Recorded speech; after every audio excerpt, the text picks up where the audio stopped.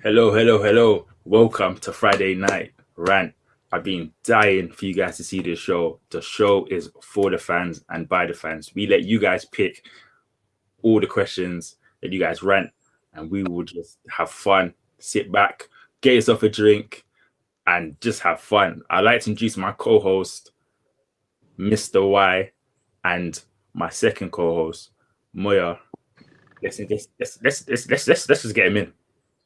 How you feeling, guys? Good. Good, man. Glad to be here, man. Very happy to be here. Good. Thank you for coming. We be thinking, me and Mr. Y be thinking about this for some time, and like I said off mic, it's a pleasure to have you on again, man. You know, I love you guys and what you guys do at Goaldiggers. But I do have a rant first that's non-football related. Yeah, because if you guys can see, yeah, I am wearing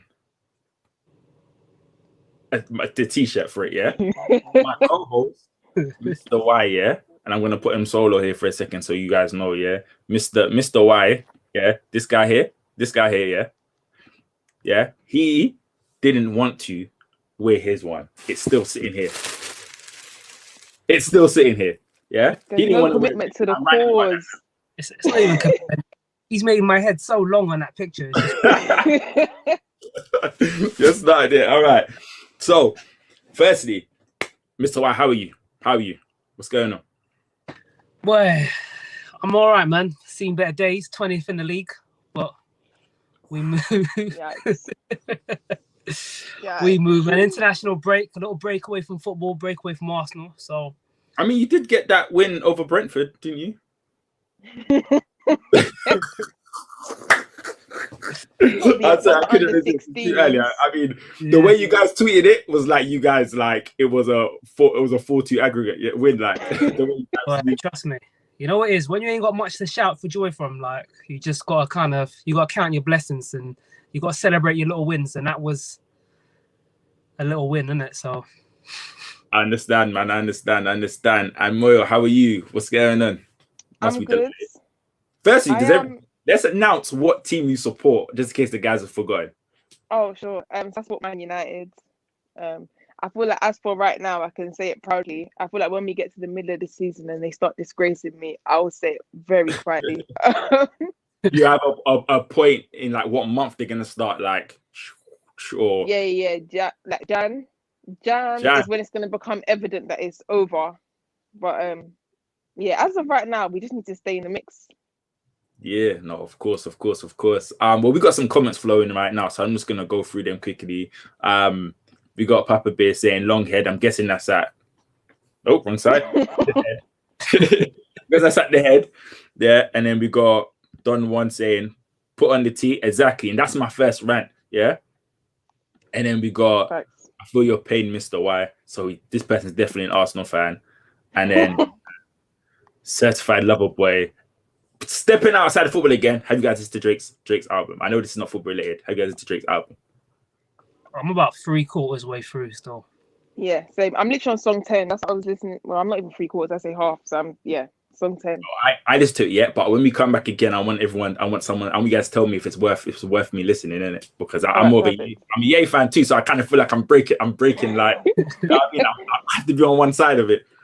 But no, I get you. Let's move aside from that and let's go into our actual topic. So let's start with the first topic, and it is one that Mr. Y starts with you, because it is what's next for AFC and Arteta. The floor is yours. Rant on.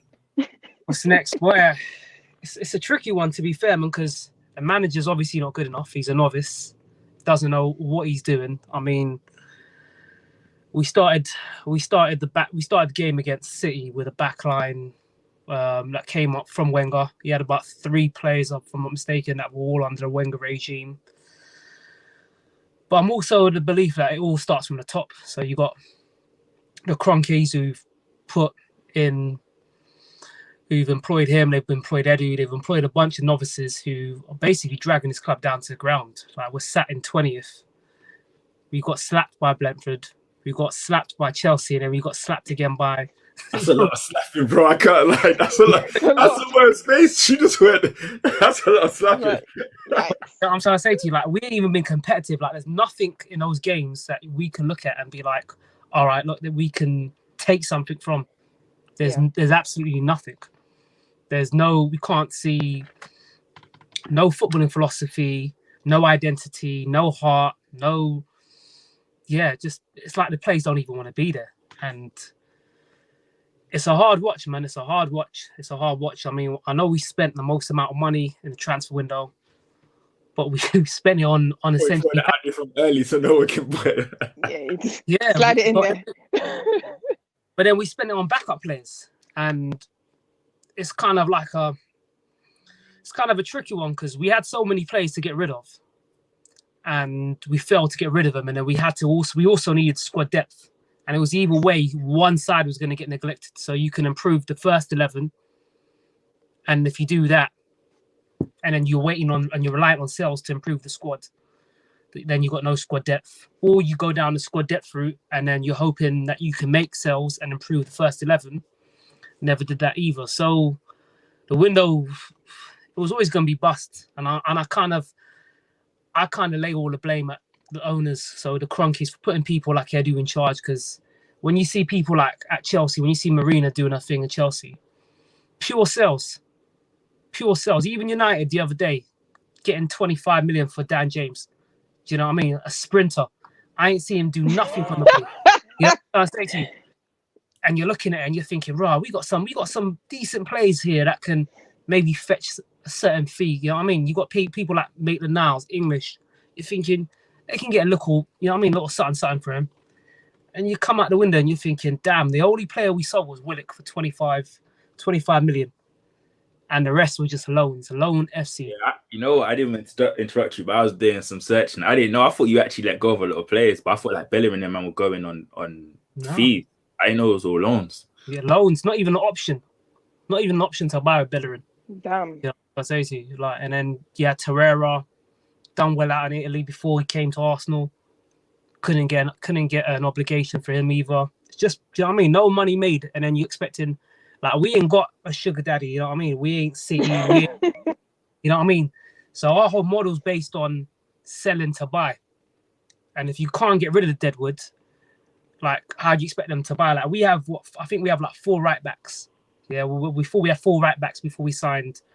I'm gonna call him Japanese brother Kari when I get his name wrong. Yeah, you know what I'm saying to you. But we had 4 right backs on about 250k plus. And then, you know what I mean, we got the fan base crying out to buy another right back. And it's just like, if we had a different owner, you got a sugar daddy, they'll buy another one. But with our club and the way it's run, we know we have to get rid of players. And it wasn't till Bellerin went out were they able to bring another man on. So, yeah, man, it's interesting. Like, you've got a few decent games coming up against Norwich and Burnley. But I think it's make or break for Arteta, man. I think if he loses that Norwich game, I think that's curtains, really. And it could have been curtains from when he lost and when he bottled the Europa League last year to Villarreal. I mean, United did the same thing, but you know what I mean? Like, they didn't need it. Like, they didn't need it. They already had top 4.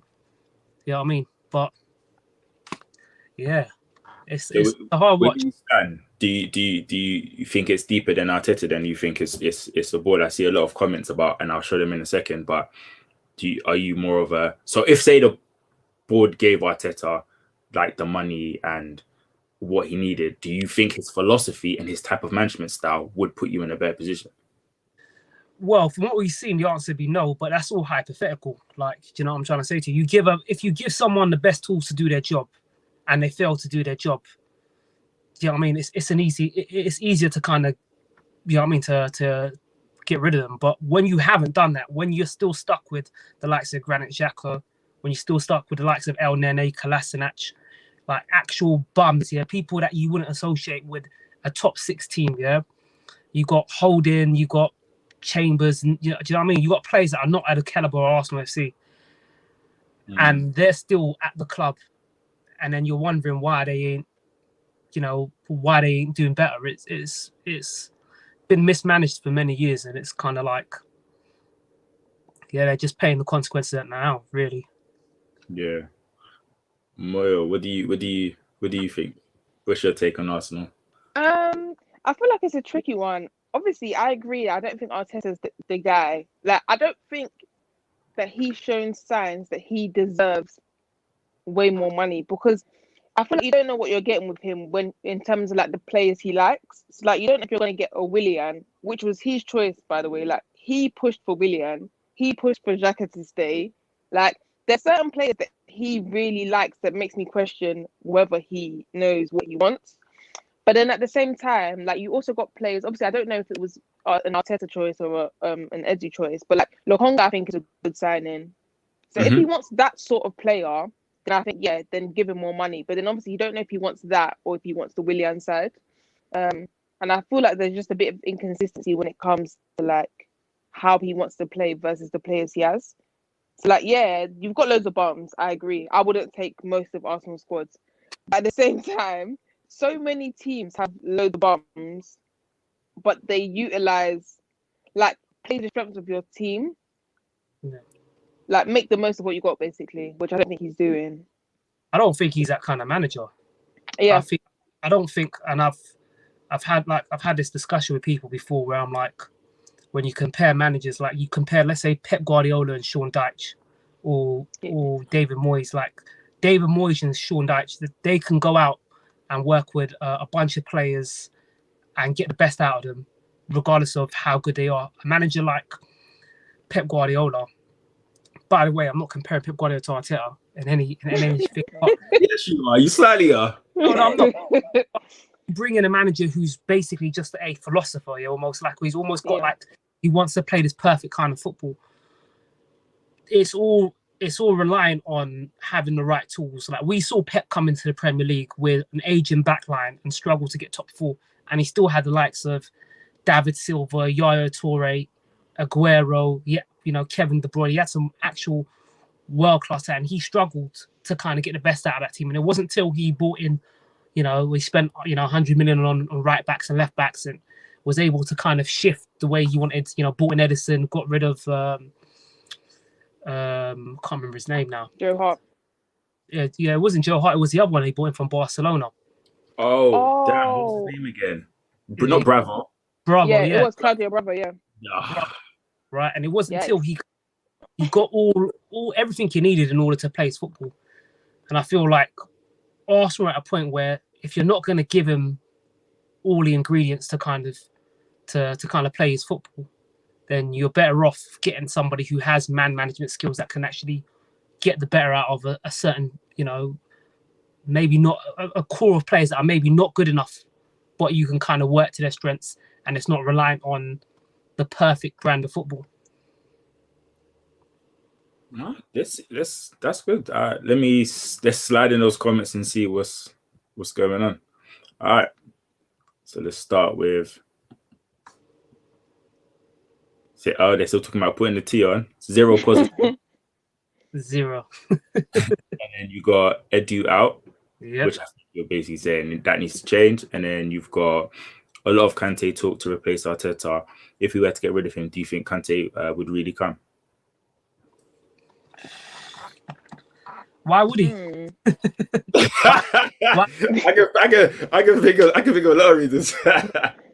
I'm sure there's a few million reasons why he'd come, but I think again it will all depend on if Conte was to come. I think it would kind of like it would show something from the ownership, because they'd have to say something to him to kind of make him come, because he's a winner. He told Tottenham to piss off because he could see that they weren't really, like, they have no ambition, and it didn't match what he wanted.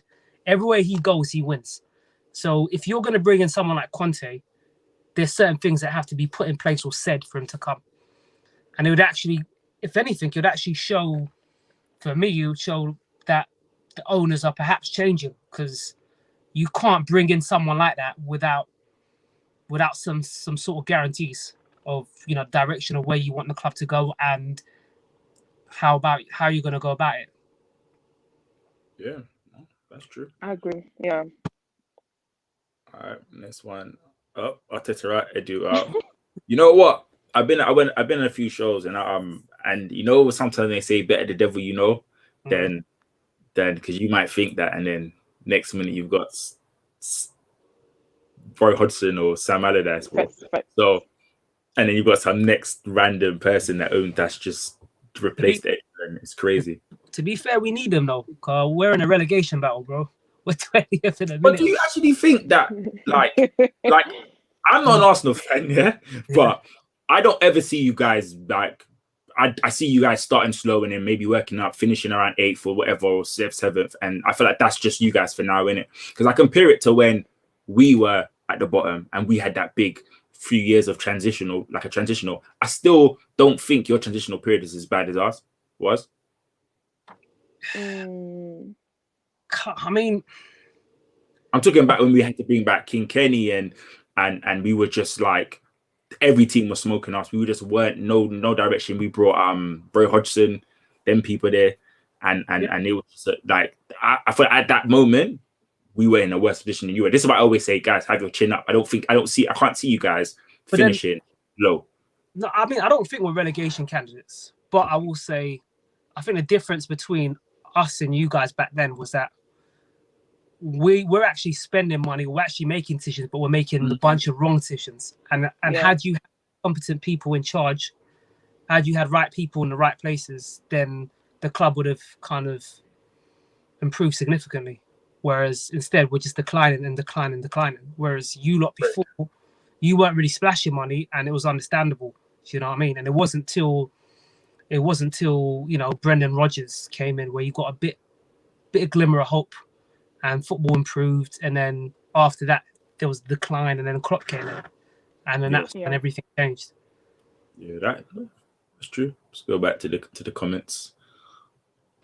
Arteta is dealing with a lot of negative stuff before he came. Edu is the worst, so we ain't got no at least one thing for Arteta. And then we go, I agree with Mr. White, poor business this window. And I have to agree with that as well. I think you guys bought a lot of backup dancers. I do like your centre mid and I do like your left back that you brought in. I'm not going to try to pronounce their names.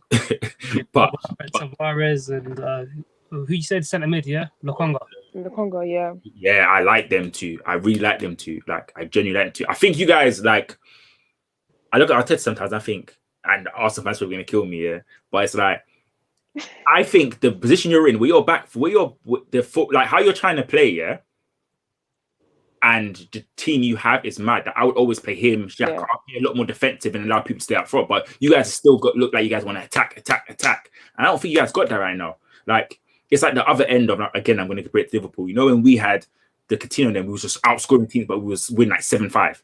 Like you guys are the opposite. You guys are conceding big goals. Your defense is not that great. Yeah. You guys ain't really protecting them. Your choices are still, look to me, very, very. We can't attack though. I know. We ain't attacking. Like we ain't actually. We're not even attacking. So we're not even like you lot. When you lot were outscoring teams, at least it was entertaining. No, this is what I'm saying though. Yeah. We're not even entertaining. Like I watch Arsenal now, and I'm just like, it's a chore, bro. It's a chore. Do you know what I'm trying to say to you? Like there's nothing positive. There's nothing. There's only. It's like you're just pulling on. You're trying to grasp for some sort of hope, but there is nothing really to grasp onto. Like we played 3 games, and I think the only positive we could say is Lokonga's come in and he's looked decent, but he's a young kid. He shouldn't be thrown into them type of games 3 games into the season and expected to perform. Yeah, you know what I mean. Like we're pinning the hope of our club on kids. So. Moyo, what do you think about Arsenal's decline? Because they've used to be the team that everyone looked at, the blueprint of attacking and bringing in and players and making them great and shipping on for bigger fees as well and stuff like that. They were the actual pinnacles. I think they're one of the clubs that did that. Like, what do you think of their decline? I mean, I actually feel bad for Arsenal fans. I'm not even joking because. Even like United in that 1 year after Fergie left, I thought like my world was ending. So for them to have had this consistent period of just turmoil is just actually sad for them. And I think it's made to look worse because the top teams now have improved so much. So like at the time when Liverpool were going through like you guys' transition, the top 8-ish was just all over the place. Like, Mhm. but right now it's quite like it's like a defined 4, and then there's like 3 that are like roughly challenging for also the 4, and then Arsenal just seems to be hovering underneath. And I think it's more annoying, like literally what was said before. I think it's more annoying because you're spending money, and then it's like we're spending money, but it's not going towards the cause of helping us get out of this transition. Yeah. Because it was clear, especially like in this last transfer window, that the thing that Arsenal needed to do was buy first team players as opposed to squad depth. Like the squad you had before got you 8th back to back. So that, if anything, should have been the depth, and you should have bought first team players like to start straight into the starting 11. Because I feel like that's how I personally felt when United were buying players like Dan James and things like that. It's just like that's not the sort of player that we need. That's the sort of play you bring someone from your academy through so that you don't have to buy someone else. You don't need like a proper spine. Like you've actually got good players here and there, but it's not like a coherent team. No, I agree, and we went into this window with they're talking about 14 departures, 14 players to sell. Yeah, I'm trying to say to you, which is more. More than a starting 11. Do you know what I mean? And a few subs. Do you know what I'm trying to say to you? And we sold 1, right? And that for me just kind of so bad illustrates the incompetence of the director of football and the people he's working with, Richard Garlick, and and that Money though. me, You guys spent money. Yeah, loads but of money. it's like we never had a backup left back, so we needed a backup left back. We needed some young talent to come through anyway, so we needed a backup. We needed someone like Lokonga to come in. But then a lot of the rest of it is dependent on to strengthen your first team. You must also sell players from your first team because we got people on big wages. So we wanted a centre forward. To sign a centre forward, we had to get rid of Lacazette and Nketiah. Didn't get rid of none of them, so you can't sign a striker. Yeah. To sign a right back, we couldn't get one until Bellerin went, right? But we also have Maitland-Niles and Cedric and Chambers on the books as well. Xhaka, same thing. To sign somebody to replace Xhaka, you got to get rid of Xhaka. Big wages. So it's everything. All the first team kind of upgrades are all they're all dependent on sales because they're all on big wages. You got like Lacazette on 180k and Bellerin on 100, and do you know what I mean? Like you can't just keep on adding to the wage like structure because it's not as much as I'd love to. It's not my business. It's not my club. Like it's not. Do you know what I mean? It's not me that's paying out. But if it's yours, then and the owners don't want to. You know what I mean? That's not the model that the owners want to run. So you've got to kind of be expecting on the people below them to do their jobs and sell. We've got some good questions coming in, and I'm going to direct this next one to you. It's what do you think Arsenal need? Who are you directing it to? You? Jesus. They need Jesus. I'd say new ownership, new director of football, new manager, new players.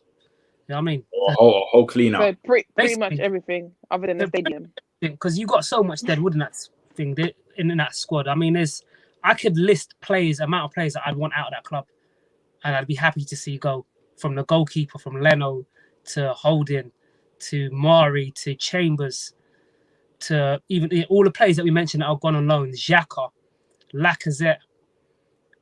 We're talking almost. We're talking almost. Do you know what I mean? 13, 14 players that could bounce tomorrow, and Arsenal fans wouldn't care. And then you're talking about the owners and people who run the club as well, because they're doing a piss poor job too. Yeah. Next one we got Renegade 32. Arsenal, like Man United, we couldn't do anything until we sorted our structure. Sorry. What do you think about that, Moyo? Yeah, I agree. I completely agree. I feel like that's probably why the United fans went to go and storm the stadium. Because I think the main thing was obviously ownership, and then also the structure in terms of like how we buy players, how we sell players, how that is being fed through from the manager itself. But I feel like it's easy to say like that's probably one of the main things as well. But I feel like it's tricky because if you do change like the people within the hierarchy structure, if they're not the correct people still, then it's just like, so what have we done it for?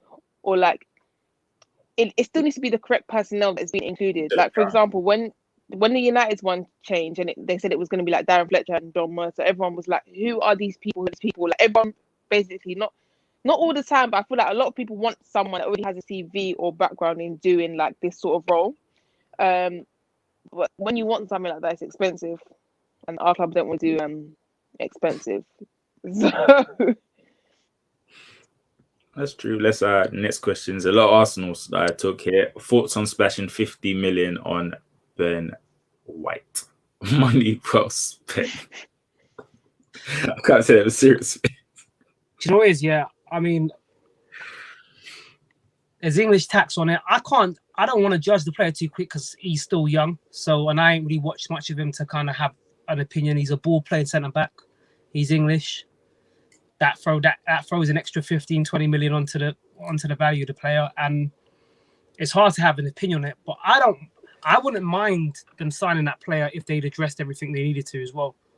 So It's not really an issue. But then I also understand that it's not just about money splash; it's about wages, because that's what continually comes out. Do you know what I mean? That's the money that they have to kind of like facilitate throughout the year. So if you don't get rid of wages, you can't just keep on adding on wages to the wage budget. It's just not sustainable. It's true. You know what I mean? Like I said, there's only a few clubs in the world that can do that. And City and Chelsea are one of them. You know what I mean? Chelsea will have 100 players and just keep loaning them out. And they're owners, and they're happy to do that. And that's their business plan essentially. But we are reliant on selling to buy, and if you can't sell, you can't buy. So it is what it is. At the start of the window, we rejected Inter's approach for Bellerin on loan with an option to buy. Yet on the last day of the window, we sent him on loan to Real Betis. Is it Betis or Betis? Betis. Betis, yeah. Pronouncing these clubs properly if I wanted to have a show. With no option to buy. Poor. Again, that goes down to the owners and Edu and people running the club, man. You hire bums to run your business. Don't expect when it's a shoddy job, innit? Like, you know what I mean? Like, if you ask me, I ain't a builder. You ask me to build your house, bro. Expect your house to fall down, innit? That's the way I see it. You know what I mean? So would you agree that Arsenal need a full restart? Yes, they need a full reset, man. They've got some young players, but they do need a massive change from top to bottom, and that's the only way they have any chance of catching up with the likes of both you guys and City and Chelsea. And we just got one more. How much of a challenge do you guys think Liverpool United will put up against Chelsea and City this season? I feel like I'm not allowed to answer this because everyone just says United fans are being cowards. But the honest truth of it all is that we don't have the squads that they have. As in, when I say we, I mean United. Liverpool as well, I don't think have the squads. I'll be perfectly honest with you. I think those two clubs have better squads than us. And I feel like you're not winning any Premier League title with United's midfield and United's manager. The combination of the two is just hell on earth, to be honest. I feel like you could get away with the midfield being this bad if you have a world-class manager. But we don't. So whilst we have Ole, I feel like you literally need all the pieces to be correct for you to mount a proper challenge. But at the same time, I feel like we've got enough individuals in the team that we could defo push, and we should 100% push for the title. So anything less than a title challenge is a failure on Ole's part. And I feel like the same for Liverpool. Anything less than a title challenge is a failure on you guys' part. Why you want to bring my team into this? Like, no, look, when you find the Premier League, we spent like 35 mil, bro. Like, yeah, but your actual squad has gotten 3 years. Haven't you gotten close to 100? You've gotten close to 100 points twice now in the last 3 years. And your squad hasn't changed. You've not lost anyone. Yeah, but wouldn't you say, like, because you're a United fan, right? Yeah. Ferguson always used to despite winning the league every year, he'd always improve on bringing somebody else to kind of make sure that everyone's on their toes. Yeah. And to keep that kind of that culture where no one's comfortable. Yeah. Liverpool failed to do that. On top of that, they sold some of their backups. So I think Shaqiri's gone. And I feel like other than their first 11, you take away they get one major injury. There's no one else that can come into that squad. Like you look at your team up front, you lose. Let's say you lost Sancho. You got Rashford to come in, Rashford, Greenwood, Ronaldo, Cavani. Like it's Martial. I don't rate him, but you got depth. Yeah, up front, I agree that we've got depth completely. Liverpool. The only reason I think that they should definitely challenge is because of the fact that they've got previous. But if they don't challenge, it's not a fault on Klopp's part. So whereas I say for United, if United don't challenge, it's on Ole.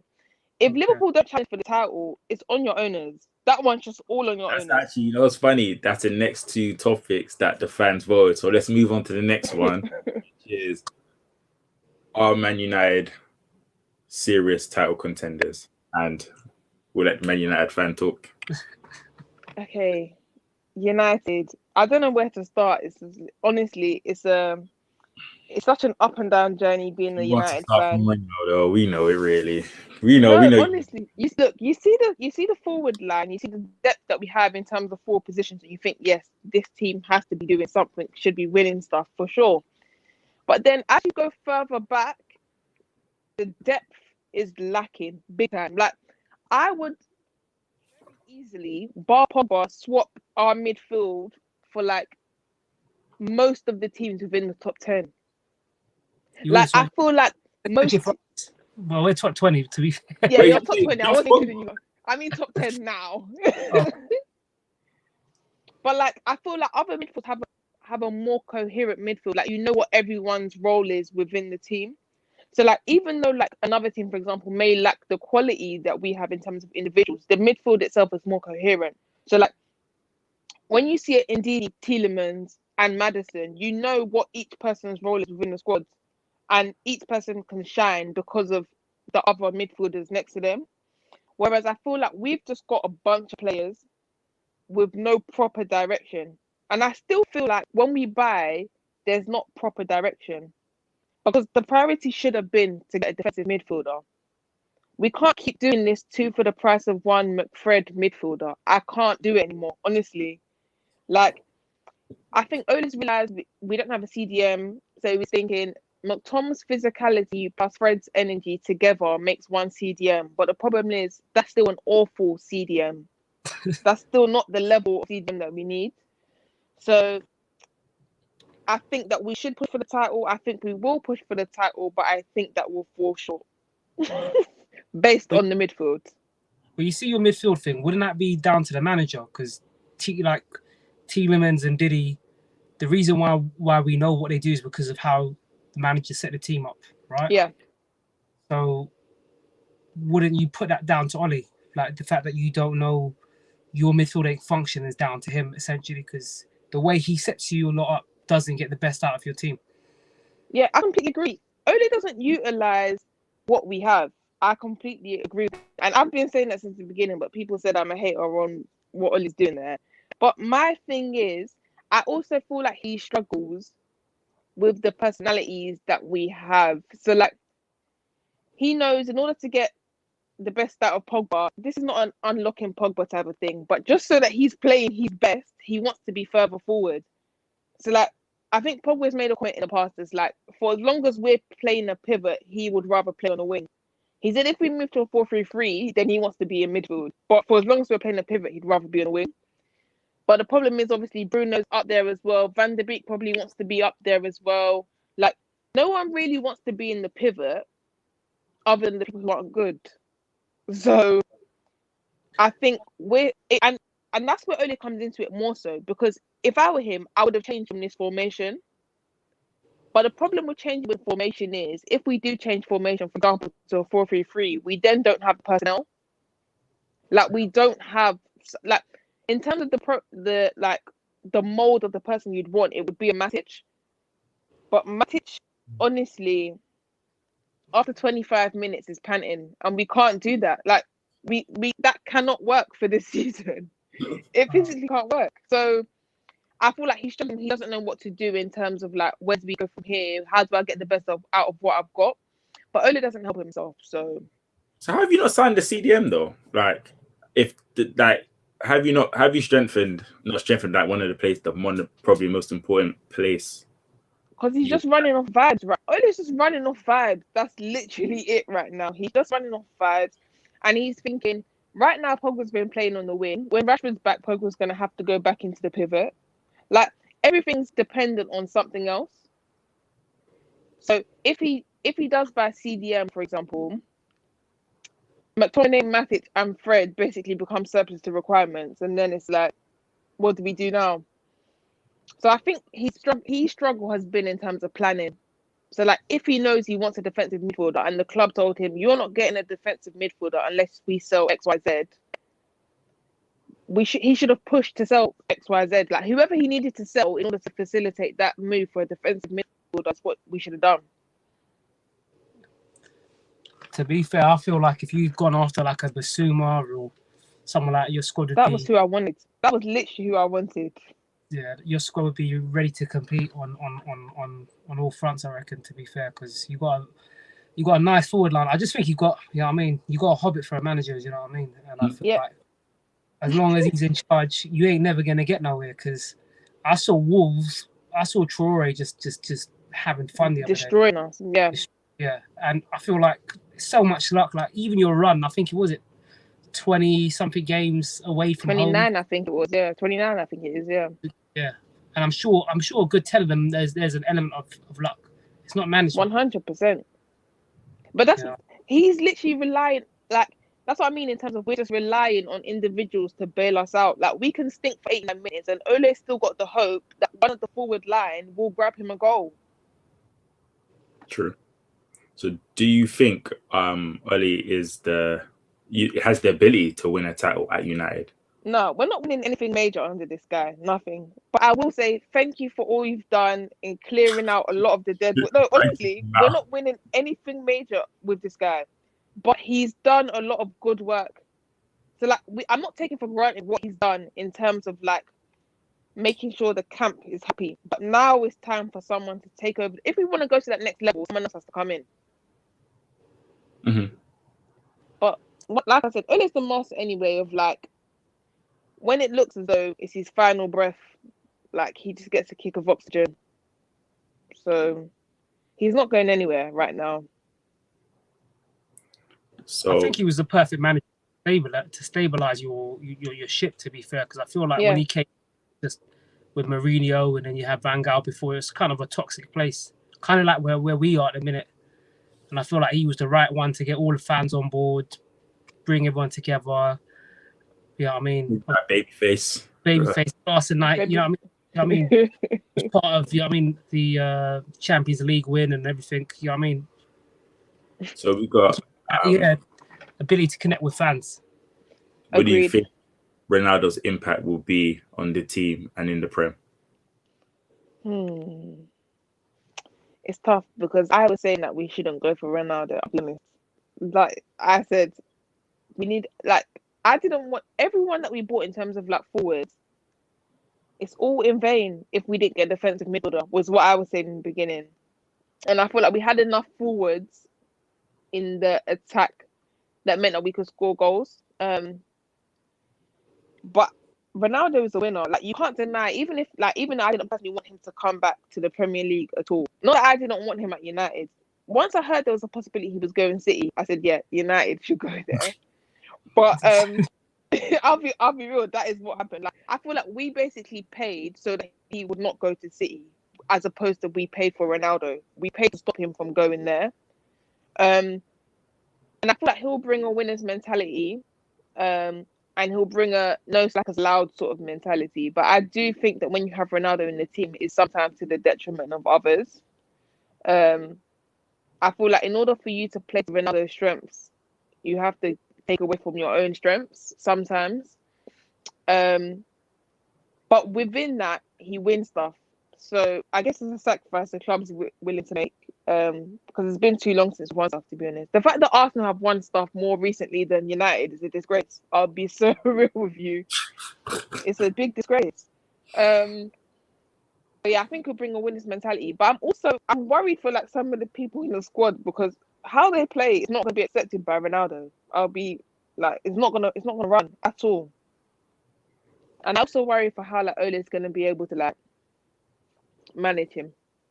It's gonna be hard because Ronaldo's very give me the ball, play through me. I want to be involved in everything. So, and that's how Bruno is. Bruno's the one that's going to suffer the most. When I said to the detriment of others, it's him specifically I'm talking about. Because of his penalties, a gun or just everything. To be honest, he's going to be finished. Full stop. Like when I kept seeing reports of them saying like he was begging Ronaldo, he was telling Ronaldo, calling up saying, "Come to United, come to United." I was thinking, do you know how much trouble you're going to be in if Ronaldo comes to United? Everything in terms of like, sometimes Bruno gets like a random impulse to just like try and hit the mad diagonal pass, but there'll be no Man United player where he wants to pass to. I think if he does that twice, the look Ronaldo's going to give him, he'll stop doing all of that. But that's part of like him. But do you not feel like you have like a nice impact on the youngsters? I think, was it Rashford idolized him, Sancho, Greenwood? I think you can have like a nice impact on lifting a level and kind of raising the standards at United, because he's a winner. Do you know what I mean? And I just think, like you said about the Bruno Fernandes thing, them two might struggle to play together when they play for Portugal, don't they? Yeah. Like Bruno never looks like Bruno, like the Bruno you get at United. So it'd be kind of interesting to see what happens with him if there's a drop off. Yeah. I feel like Bruno gets so much freedom right now, but he gets that much freedom because he's the only one really that gets that freedom. I feel like when Ronaldo comes, Ronaldo's going to get the freedom, and you can't have numerous players with crazy freedom. Otherwise, there's no sort of stability. And I think that's where Bruno's going to struggle. Okay, let's look in some of the comments. Oh, and the forgotten man. What do you guys think about Van de Beek? I feel so bad for him because he's a good midfielder. Ole doesn't. This is not even his fault though. But Ole doesn't know how to rotate. Like every single year that Ole's been there, we've had this same problem with players burning out towards the end of the season. But it's because they play every game. Like even the games that don't really matter, he'll still play them, and he'll say, "Oh, but it's because he wanted to play." As a manager, you shouldn't really care if someone wants to play. I'm sure Van de Beek wants to play, and Ole doesn't care about that. So, I mean, like he'd rather play a half-fit midfielder over this guy, which is annoying because it was like if you didn't want him, then you should have told the club not to sign him. He had a good pre-season as well, didn't he? That's why it makes no sense. He had a good pre-season. Even last season, he came on in the first game. He scored the only goal we scored. And then he didn't start any of the games. Like, he literally started maybe 5. In fact, I think he only started 4 Premier League games of the whole of last season, which is awful. Which is absolutely awful. He hasn't done has he done any 90 minutes in the Premier League? Yeah, Southampton. Oh, see, my memory of him is just coming on and coming on. Yeah, I know. Yeah, he's done one. I feel like he's done 190 minutes, and that was the Southampton game. And he was good that game, which is why it was surprising that he didn't then start the next game. I think I remember that game. What's crazy about that is he was tearing up for Ajax. I remember him playing against Madrid and he was doing bits. Do you know what I mean? And I've always liked him. He's a goal scorer midfielder. Works hard, presses, can pass, can finish. But do you know what I mean? He's just never given a chance at United. And I feel like he's one of those midfielders that will either get a chance if Pogba leaves next year. Yeah. Or he'll end up getting sold and then he'll end up looking like a good player elsewhere. And I hope it's not the latter, but yeah. I can see that as well. United weren't signing anybody, and they, you know how United fans are, they'll get on your back. Who can be signed? Let's get Van de Beek. It's paying. It just makes no sense. Like, if you didn't want him, you should have used the 40 million that we paid on a defensive midfielder. Like, we just squander so much money.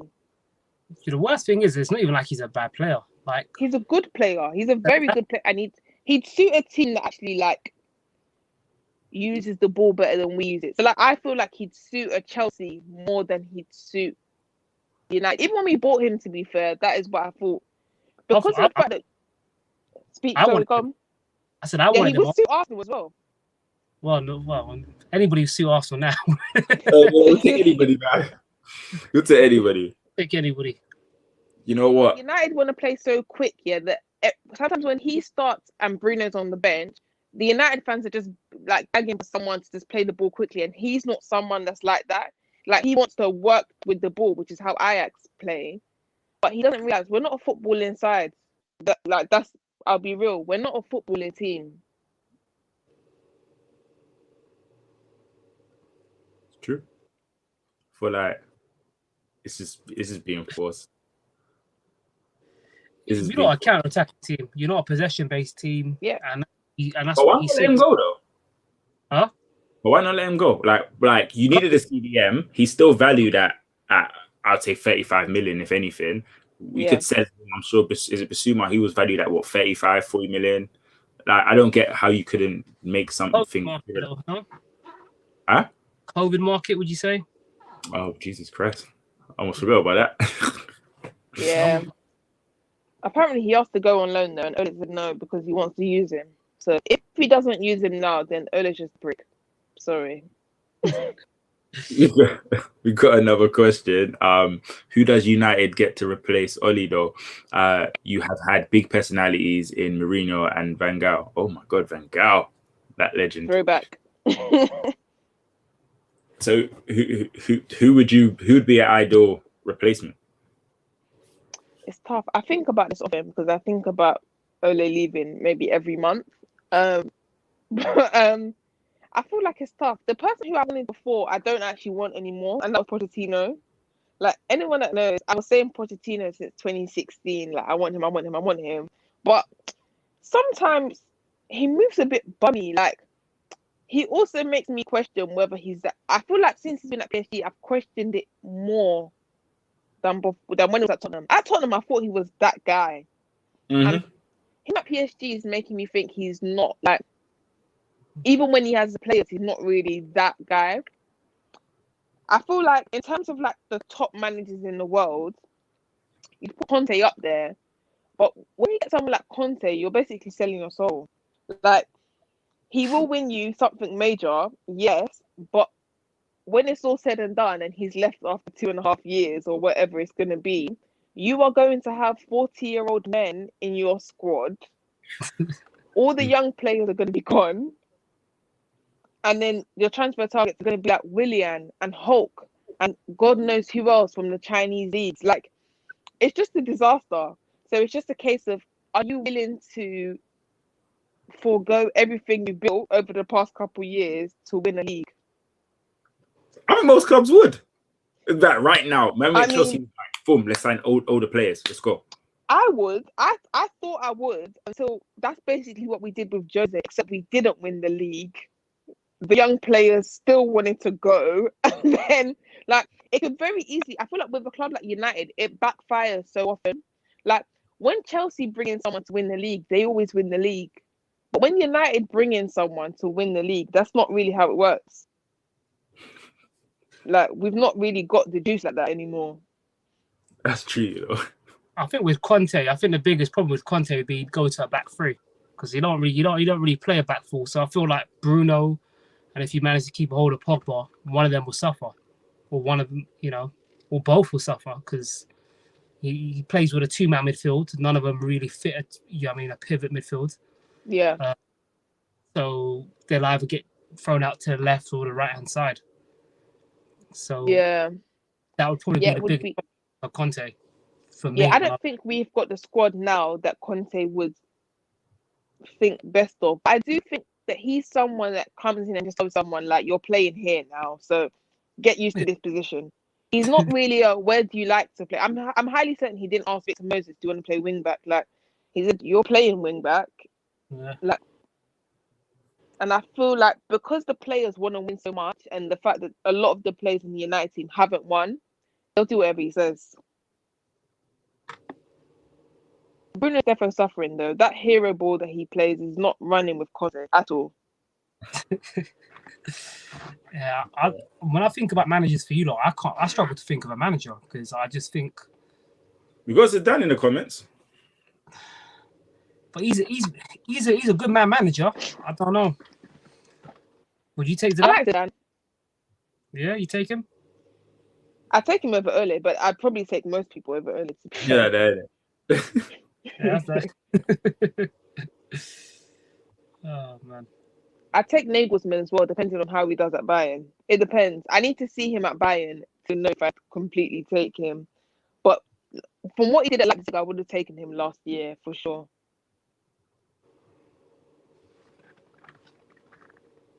Said, I think Ole is a dead manager. He is lucky because if him and Moy swapped when they joined, he would be flying. I get that. Moyes is doing a good job.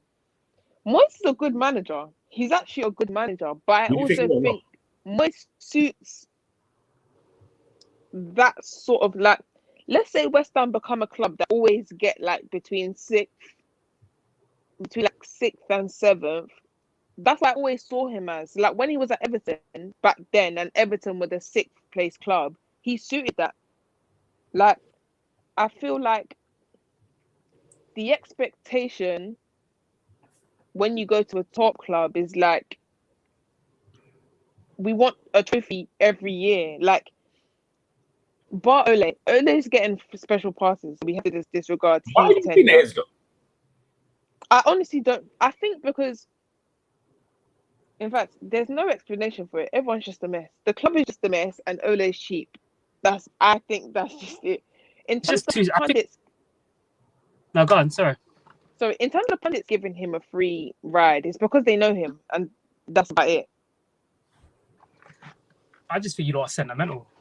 You lot are and everything off based off, do you know what I mean? Champions League win 99, coming on, doing what he's done.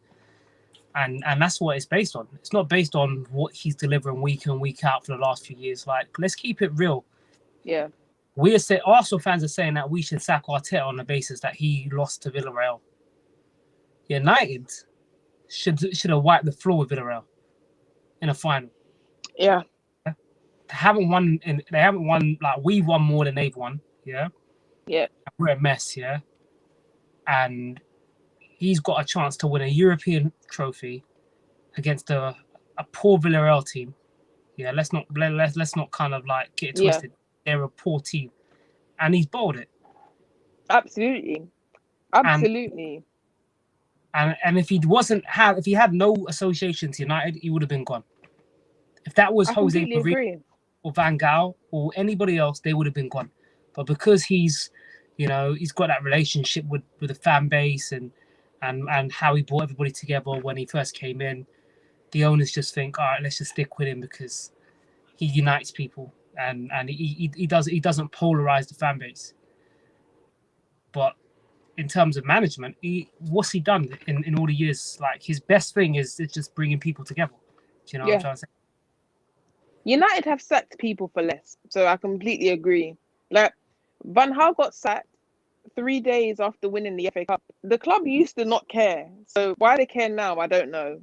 Like, I really don't get it personally, and I feel like this year though is his last chance. Like, for me personally, it would have been his last chance last year, and I agree. After not winning the Europa League, I would have sacked him. But in fact, I'll be honest, I would have sacked him the year before when we lost the semi-final.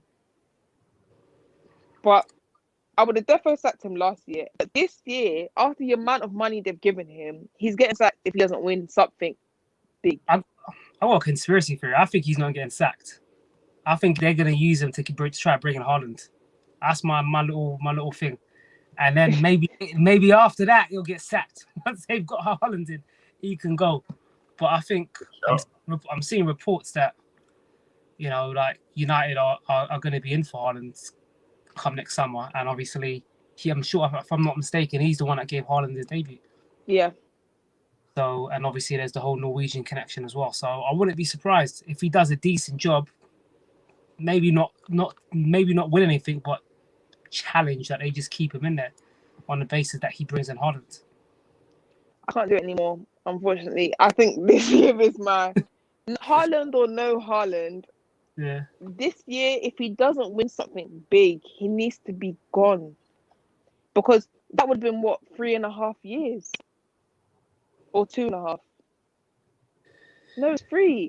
He's literally been here for ages. He's been here since December 2018. And when you look at his recruitment, he's brought in the likes of Bruno, Varane, Ronaldo, Maguire. He's the one that did Maguire. He spent so much money. Yeah, I mean, Wan-Bissaka was him, and that was 50 million. Yeah, he spent some money still. He's spent peace. But whoever takes over United, they're going to be laughing because you got a nice kind of core players like to work with. Play with and do try and push, especially if you know how to get the type of the managers that can get the best out of players and got a system and exciting football. You're laughing. I feel like that's how Tuchel felt when he went into Chelsea after Lampard did a mess of a job over there. But like Tuchel walked into a very nice squad.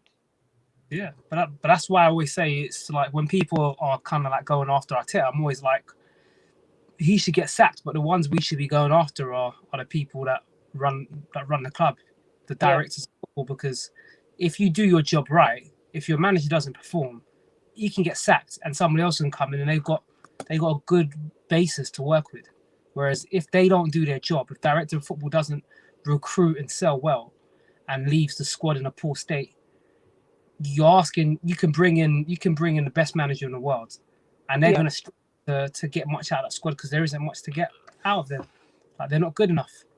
Whereas, like you said, Tuchel came in, good squad, brilliant recruitment from Chelsea. Lampard didn't cut it, and then they go and win the Champions League. Facts. That takes us to our third question voted by the public, which is FSG in or out debate.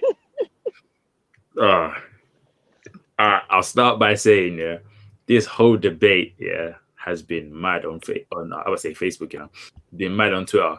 I've had so many people. It's literally people have been going back and forth, warring each other. Liverpool fans have been so divided on this subject to the point where they're abusing each other, and it's mad.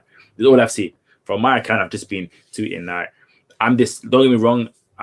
For me personally, thank you for what they took us out of. Maybe the debt, the gun liquidation, whatever. They took us out. They gave us a structure that they helped us. We're in a positive. It's all sunny and whatnot.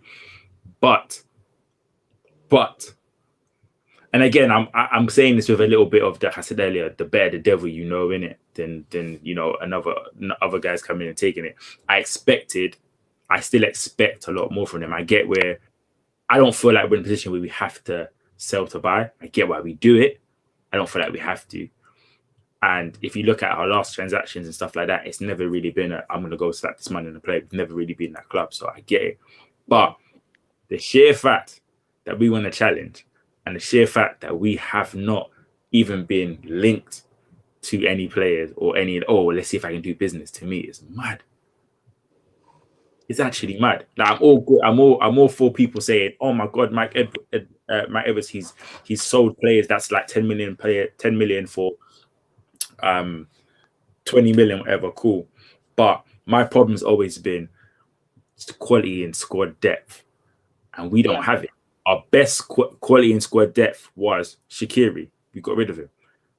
And even then, people question if he was good enough to challenge. We don't have I'm tired of signing players or looking at players that just sit on the bench.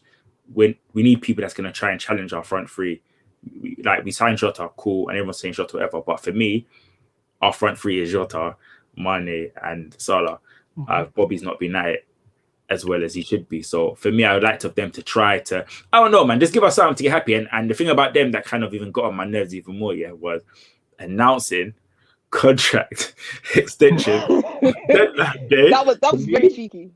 I got BMPs for this, and I tweeted it. I said, the sheer fact that they've announced it, because Hendo's contract and then these things has been wrapped up for a while now. That was already announced. That it's just to be announced, didn't it? They waited. I was like, that is got to be the most disrespectful thing you've ever done to the fans. And then on top of that, even then when I sat there for the next day, I was thinking, you didn't even give us Salah. You didn't even just go, all right, cool, I'm giving you all of them. And Henderson, got so much stick from it.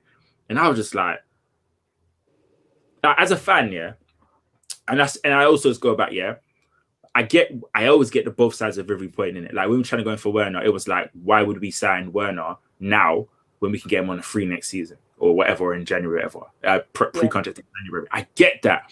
But come on, my bro. Like, Werner, you let Werner go. I don't care what no one says about Werner. I like Werner. Werner's in Liverpool shirt. I think he's banging, innit? Cool. Then Thiago, if you remember, Brian was just like, we're happy to walk away from that. Thiago that kind of like pushed that move through. Like he wanted to change and they honored it for him because of who he was and what he's done for the club. That was another thing. And then that was a structured 5 million a year for the next 5 years or 4 years, whatever. And that's mad. Like, we ain't that bad, bro. Give me something. Like, give me something. We're all sitting there, like, give me something. I turned off my Twitter. We was just having the Scousers Twitter, and I was like, I have to tweet because it's Scousers in it. But if it weren't for that, I knew that was gonna happen. And it's like we did our business so early. I was so happy. It just like set pace, and then it just like they just let me down. I'm not in or out. I sit on the fence on this. However, something's got to change because this is mad. We can't be sick. And then I sit and I think with Mike Edwards stepping down, is it a sense of he negotiates so harshly that maybe there's a couple of deals that we've walked away from or something like that. I was talking to Ben from Redmond TV, and that's one of the things he tweeted. And I was thinking that's the same thing I was talking about to my guys in our group chat. Like, I don't know, man. I don't know. I just want something. I just want to. I mean, we was being linked to like, is it Bowen or something like that? And I was like, come on, man, don't disrespect my gangster. He would actually be good though, I think, at Liverpool. Yeah. By the way, I get why we'd want that he fits the mold, but I'm not telling you I want Mbappe. Of course, I want Mbappe, but I'm not telling you I want Mbappe. But give me something in the middle, innit? You know what I'm saying? Like, give me something in the middle. Give me something in the middle. And the floor is you guys, is it? Because I've talked about this so much, and what do you guys think? You want to go first? No, go off. No. I just had a few questions, because I hear you talking about Edwards and is he a harsh negotiator? But I also think that's like a double-edged sword, because it's like, and it also makes me ask the question: is it him or is it the board? Because does he have the money to go out and spend? Because at the end of the day, you guys have bought nobody other than Konate. So is it that there's nobody else identified? Are you telling me that you've gone through every possible option of everybody you had, every target that you've had, and he's failed to acquire them all? Or is that just to do with? Nah, it's the board, man. They ain't giving him no money. And I think that's the biggest problem. And you've got AFCON coming up in January, and you got Salah and you got Mane going away. And you're asking Klopp to work with who? Origi, and who's going to come in?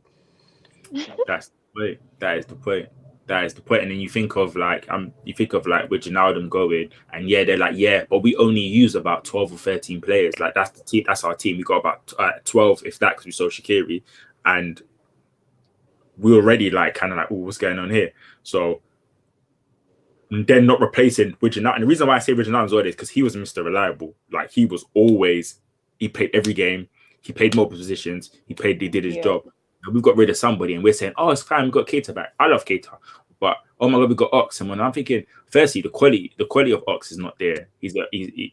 But for me, it's like these people probably played like 15 games between them in a season. Like they don't play. They're injured. So. And then I just think of like some of the things we do, like Nat Phillips was supposed to go on loan or go, and then change the plans last minute. So he signs a long-term contract. And I get you holding on to your assets and stuff, but I'm thinking, just sell the guy. Just make the money and go play something. We was like, and that's the thing is like, there's a lot of reporters that saying, oh, if they do this, if they do that. And it was just like, I don't like the way I was being jerked. And the owners need to kind of like make the decision. We need to start spending. If we're going to compete, I'm not saying just because Man United spend all this money. I'm saying give me someone to compete. give me something, give me someone to link someone, or who you interested. You like Mr. White said, you can't tell me you ain't identified anybody. Like, you can't, because I could have identified people myself. Like, come on, anyone could have identified. So I'm just a bit like, the owners need to really pull their socks up and start investing into the squad. I get football's moving into a business or move to a business, but come on, man. Like, we gotta be like, I'm not saying our squad's not good enough to compete, because we will compete. But yeah, like African Cup of Nations and stuff like that, we're gonna be screwed. But will you though? That's the question, because you lot are an injury short. Like you said, you got rid of Shaqiri. That's what I'm saying. Oh, you mean will we compete? Yeah, will you compete? Because if you lose Mane or Salah, and you're looking at a situation where now you're a white. Don't wish badness on my team, you know. Don't wish badness on my team, bro.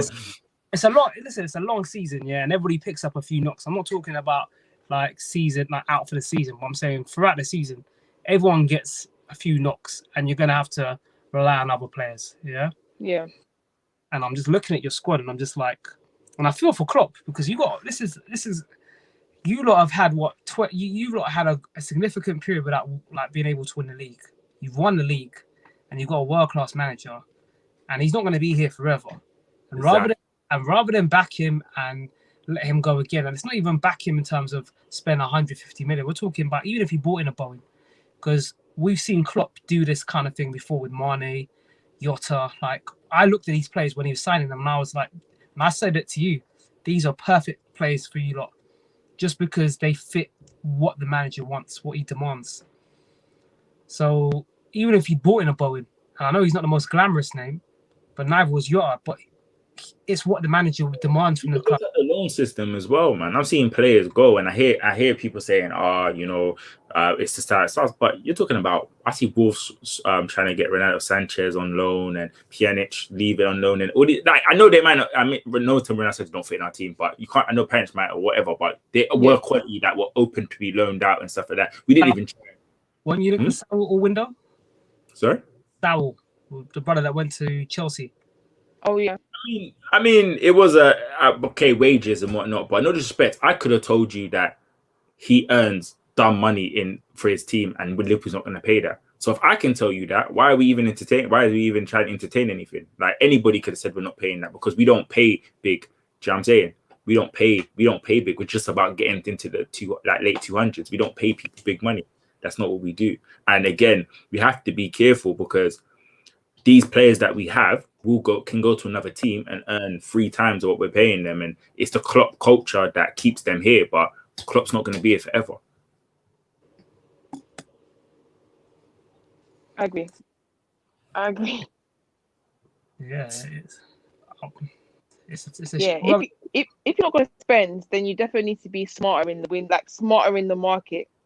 If you're not going to spend like to buy, you could have definitely been smarter in this market specifically in terms of like getting midfielders in, even if it's on loan. Exactly. It's like, or at least try and have a negotiation. Talk to somebody. Oh, how much is this guy? Oh, he's 25 minutes. All right, we're out. Give me that at least. They gave me nothing, and I don't want to seem disrespectful, because we signed one of the best under 20, one of the best youngsters in Europe. Captain his way up in Konate and whatnot, but we lost Wijnaldum. And you think that's okay, saying, "Oh, if I have these players, we're playing." I like Harvey Elliott. I think he's good. You can't rely on him like for game in, game out. Like, we're in a point where we're taking chances now. We're playing people that you wouldn't really start and whatnot. Yeah, Thiago will come back and that'll be our 11. But again, like Mr. White said, with one injury, short injury. Look at last season. Jota was, or the season before, Jota was back scoring goals, and then he picked up a knock, and then all our goals just went gone. And weren't you guys also talk about desperate need of a centre forward? Striker was like one of the massive things on your agenda. That's the thing. Why are we in the situation? Why are we in a? I get how we buy and how we sell and how we move in transfer market. But how are we having to had the conversation saying, "Oh, do you want an attacker or do you want a midfielder?" Oh, no, you're gonna get, like, do we have this? Like, we're not. Come on, man. Come on. I don't care what no one says. We got the funds to do it. You don't want to do it, cool. But then just put your hands up and be like, you know what I mean? You guys let us down trying to go into the Super League. So you're gonna make it up to us. You signed Konate. I thought, okay, this is how they're gonna make it up to us. They're gonna put their money where their mouth is. And then now we're talking of the Super League, and then they ain't spent no more money since then. It was just all lies. Really. I'm over it. The funny thing is, you didn't even need much. Like, you don't need to, like, we're in a situation where we need to buy a whole team. Yeah. You don't need like 2-3 people. Like, do you know what I'm trying to say to you? You sign two. If you sign midfielder, Renato Sanchez on loan, tick, yeah. And somebody to challenge the front three. I don't mind if it's Saint Maximum or Rafinha, just somebody to be exciting. Doku as well. Like, there was that brother Doku from RANTS. Yeah. What's the other man's name? Is it Malin? The one that went to Dortmund. The PSV. Yeah, I would take all these people. Do you know what I'm saying? Oh, there's loads of people that was going. He could have loaned in that, but we didn't even utilize. We weren't looking to that. And the memes were killing me though, man. The way people was talking about Liverpool, just they were red. I was just getting buoyed on Twitter. Man. I had to take a stress break. Don't talk to me about memes, bro. Don't talk to me. I was about to say. Do you know what my favorite meme is of Arteta? What?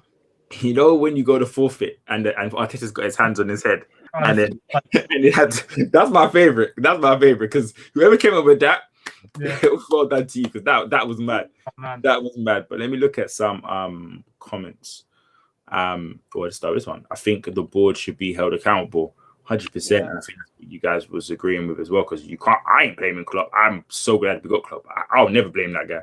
I don't care what he does. But I think it's dangerous. I think you lot could be back where you were before, if things don't change, because your team's aging, right? Like Salah's in his late 20s. Mane's team's aging, bro. Everybody's pushing phase or in and around phase. Teams getting there, man. And I'm at the point where I'm already talking about the glory years when we just won the Premier League. I'm at that point now. From a couple years back. Yeah. I'm ready there. That's my glory years for me, man. I mean, so yeah, it's crazy. Do you think that Liverpool should have tried to cash in on Mane and Salah? Nah, that's a gamble, you know. Big gamble. That's a gamble. What do you guys think? No, definitely not. Like, yeah, I wouldn't have. Not Salah. Yeah, Mane. definitely not Salah. Yeah.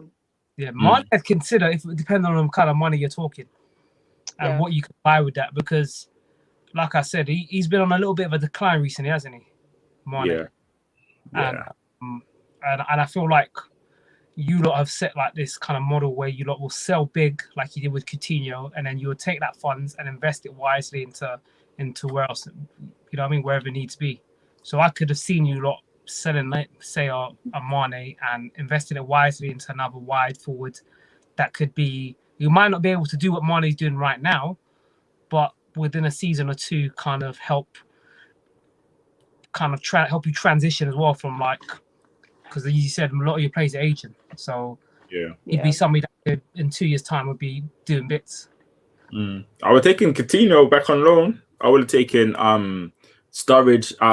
He ain't retired, but he gone to another team. I would have taken him back. I would have taken Suarez back. I was ready to bring it to try to bring the team. I'll take Sterling back. I'll try to bring SAS back, man. I mean, you're moving like the United board with Ole.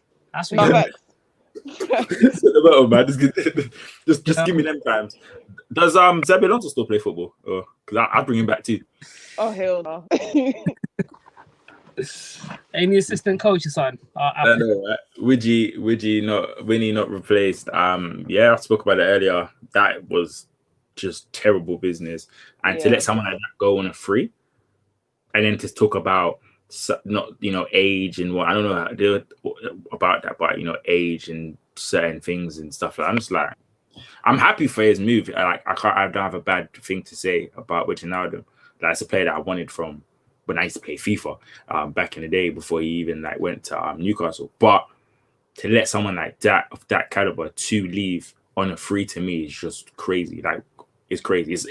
I'm just glad that PSG turned down Mbappe, because that's the most craziest thing after that. I get why they did it, but to lose a man on a free and turn down like 200 M's is mad. But I kind of get it, because you want to just go. You know, it for Harvey Elliott. Huh? A good opportunity for Harvey Elliott, though, no? Yeah, I was saying very big.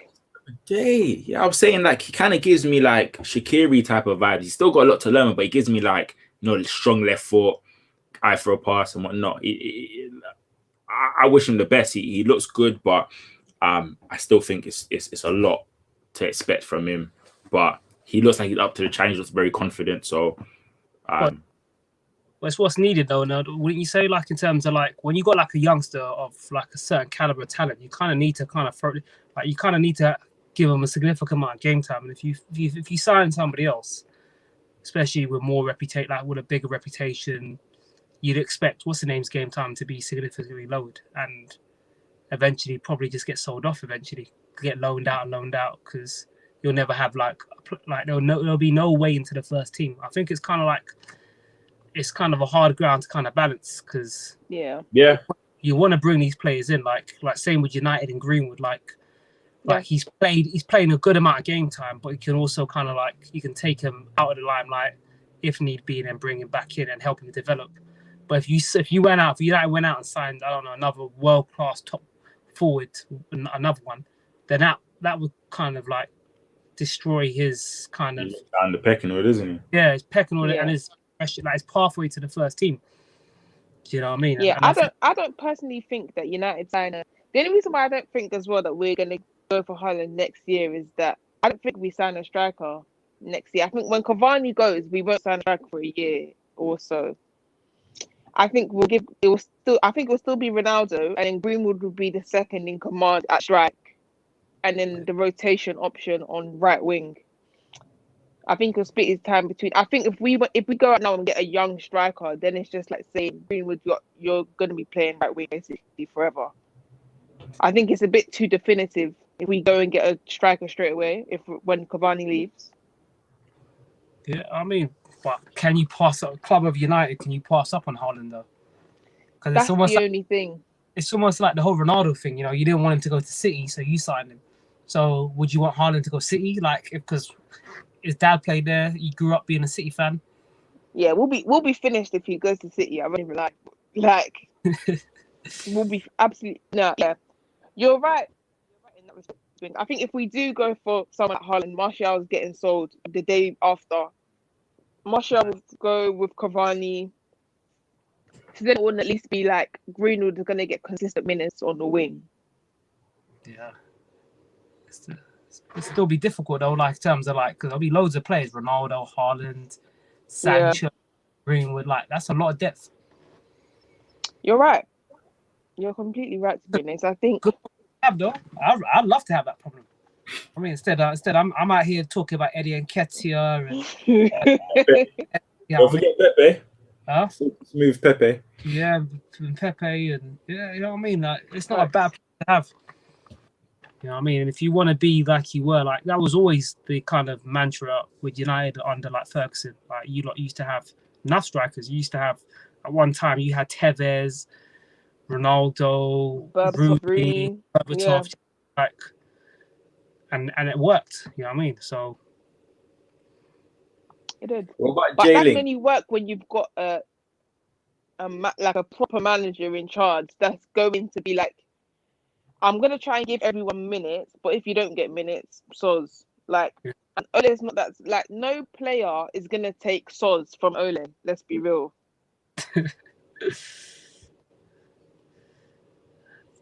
I don't see not going anywhere until he's gone. To be fair. Yeah, I agree. What about Jailings? That's somebody who I was surprised. I get why you kept him, but I was surprised when you guys started signing players. You didn't try him off. I don't get why he stayed, to be honest. I'll be honest. And I actually like him. But I just feel like after having the season that you had at West Ham, surely you want to go. Surely after playing every game and literally being pivotal, he had so much freedom at West Ham because he was one of their best players. They were letting him pick up the ball in midfield, left wing, right wing, wherever he wanted to pop up, he was popping up.